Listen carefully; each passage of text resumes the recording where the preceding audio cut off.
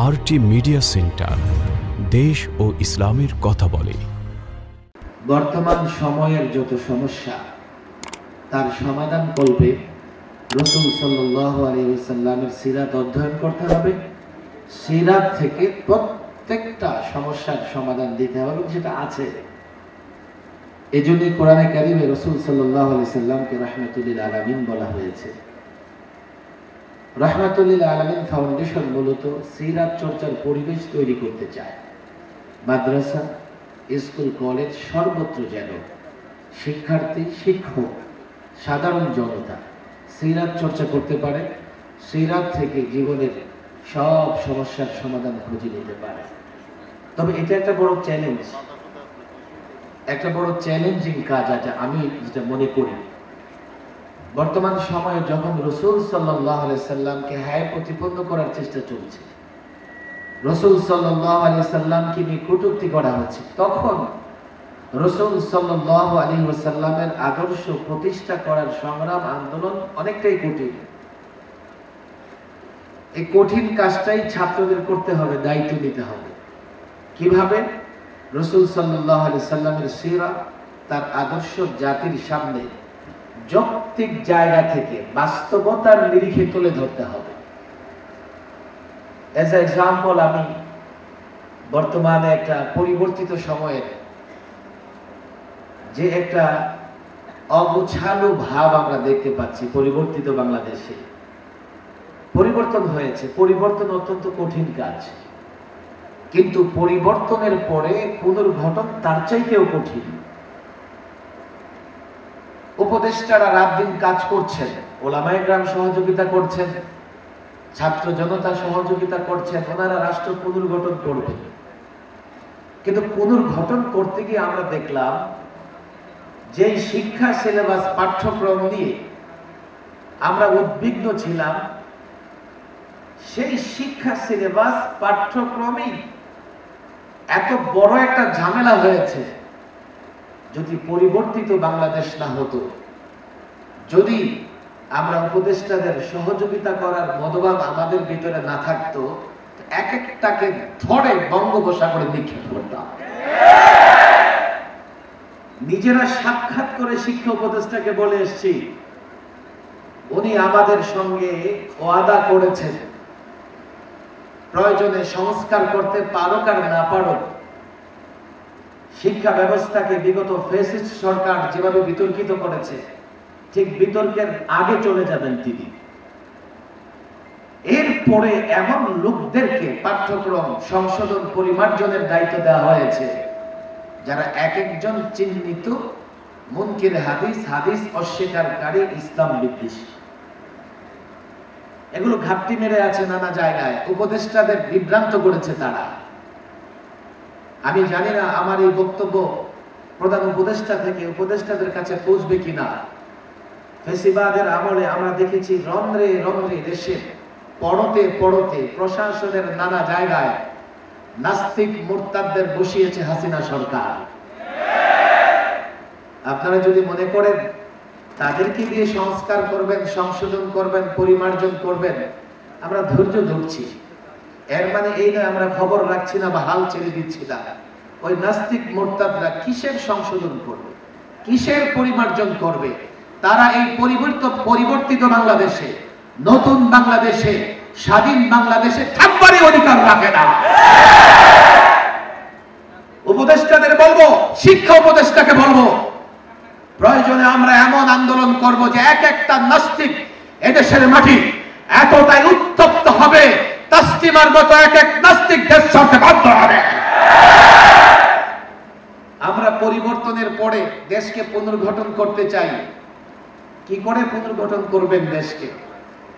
আমেরিকার থিওরি দিয়ে, রাশিয়ার থিওরি দিয়ে, ভারতের থিওরি দিয়ে? কিসের, কোন চিন্তায়, কোন ফর্মুলায় রাষ্ট্র গঠন করবেন? পরিবর্তন তাদের দেশেও হয়, ঘন ঘন হয়। আমরা মনে করি, আমরা বিশ্বাস করি, রাসূলুল্লাহ সাল্লাল্লাহু আলাইহি ওয়াসাল্লামের আদর্শ ছাড়া রাষ্ট্র পুনর্গঠন সম্ভব নয়। এই জন্যই রাসূল সাল্লাল্লাহু আলাইহি ওয়াসাল্লাম রাহমাতুল লিল আলামিন।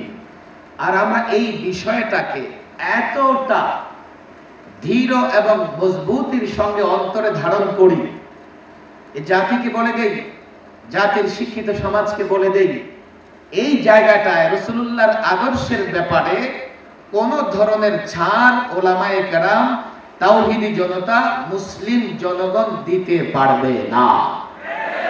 যে কোনো জায়গা থেকে, যে কোনো প্রান্ত থেকে, পৃথিবীর যে কোনো কোণা থেকে আল্লাহর নবীকে নিয়ে কটূক্তি করা হবে, আল্লাহর নবীর আদর্শকে নিয়ে তিরস্কার করা হবে, আল্লাহর নবীর চরিত্রে কালো কালিমা লেপন করবার চেষ্টা করা হবে, আমরা দেখব না, আমরা বুঝবার চেষ্টা করব না, আমরা জানবার চেষ্টা করব না সে কে, কোন পরাশক্তি, কোথায় থাকে, কোথায় বাস করে, তার পেছনে কে আছে। যেখান থেকে আল্লাহর নবীর চরিত্রে কালিমা লেপন করবার চেষ্টা করা হবে, যেই রাষ্ট্র করবে, যেই রাষ্ট্রের, যেই সরকারের ছত্রছায়া হবে, রব্বে কাবার কসম, পরিষ্কার বলি, নিজের জায়গা থেকে প্রতিবাদ গড়ে তুলবো, রাজপথে নামবো, প্রয়োজনে যুদ্ধের প্রস্তুতি নেব, প্রয়োজনে লড়াই করবার জন্য বাংলাদেশের মুসলিমে জনগণকে সঙ্গে নিয়ে সে দেশের উপর ঝাঁপিয়ে পড়বো ইনশাআল্লাহ। রাসূলুল্লাহর প্রেম ভালোবাসার জায়গায় কোনো আপোষ নাই। ছাত্র সমাজকে বলবো, এটা একটা চ্যালেঞ্জিং কাজ।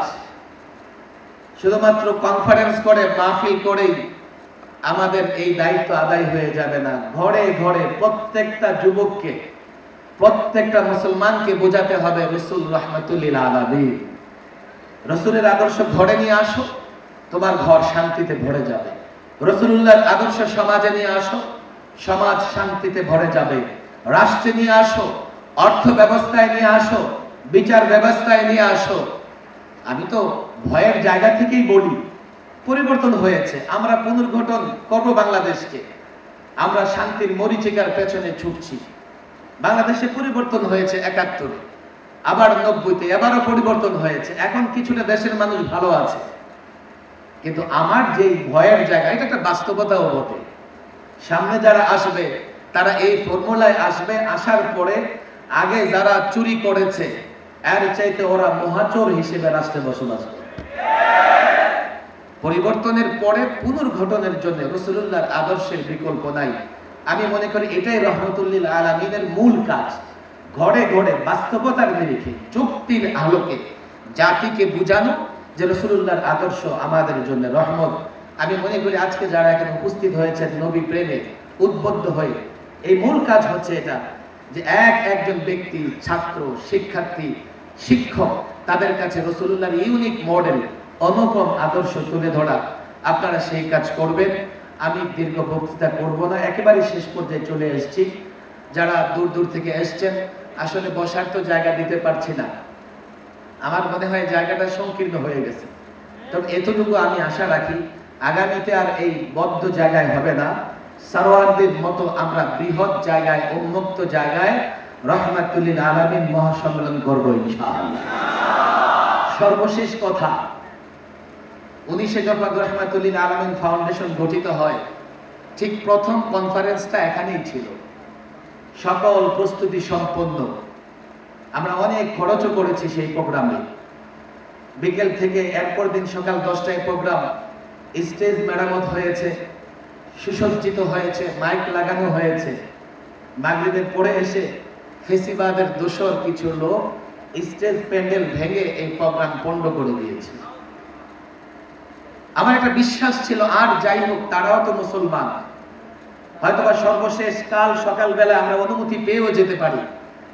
সকালে যখন হাজারো জনতা, নবী প্রেমিকরা গেটে এসে ভিড় করেছে, গেটে তালা লাগিয়ে দেওয়া আছে। হলে ভাড়া করেছি, নিজের টাকা দিয়ে হল ভাড়া করেছি। ভাড়া তো ফেরত পরবর্তীতে দেয় নাই, খরচও করেছি। একটা রাষ্ট্রে তারা বলে এটা নাকি গণতান্ত্রিক রাষ্ট্র, সেই রাষ্ট্রে সবকিছু করার পরে এখানে প্রোগ্রাম করা যায় নাই। আল্লাহ তাবারক ওয়া তাআলার ফজল, 5 বছরের মাথায় রহমাতুল লিল আলামিন ফাউন্ডেশন এখানে ভরপুর প্রোগ্রাম করতেছে। ফেসিবাদের শেষ হয়ে গেছে, তারা পলায়ন করেছে, দুপুরের খাবারও খেতে পারে নাই। ফ্রিজে বড় বড় মাছ রেখে দিয়েছে, জাতি সেটাকে কাঁধে করে পালিয়েছে। আই মাছ তাদের মুখে ওঠে নাই, বোয়াল মাছ তাদের মুখে ওঠে নাই, তারা পালিয়েছে। ছাত্র জনতা সজাগ থাকলে অন্তত আল্লামা মুফতি আমির রহিমাহুল্লাহর সুর মিলাইয়া বলতে চাই, আগামী 20 বছর বাংলাদেশে তাদের নাম নেওয়ার মতো কেউ থাকবে না। আল্লাহ তাবারক ওয়া তাআলা এই প্রোগ্রামকে কবুল করুক। বিশেষ করে এই প্রোগ্রামে সবচেয়ে বেশি শ্রম যারা দিয়েছেন, আমি একটু অসুস্থ ছিলাম, সংগঠনের মহাসচিব আহসান শরীফ, জাকারিয়া মাহমুদ, আফম আকরাম সাহেব সহ, তানভীর সিদ্দিকী সাহেব সহ যারা অনেকেই, আলামিন সরাইলি, আলামিন আজাদ, মোহাম্মদ হোসেন সোহরাব, ইয়ং একজন আলেম, আব্দুল কাইম হানাফি সহ যারা শ্রম দিয়েছেন,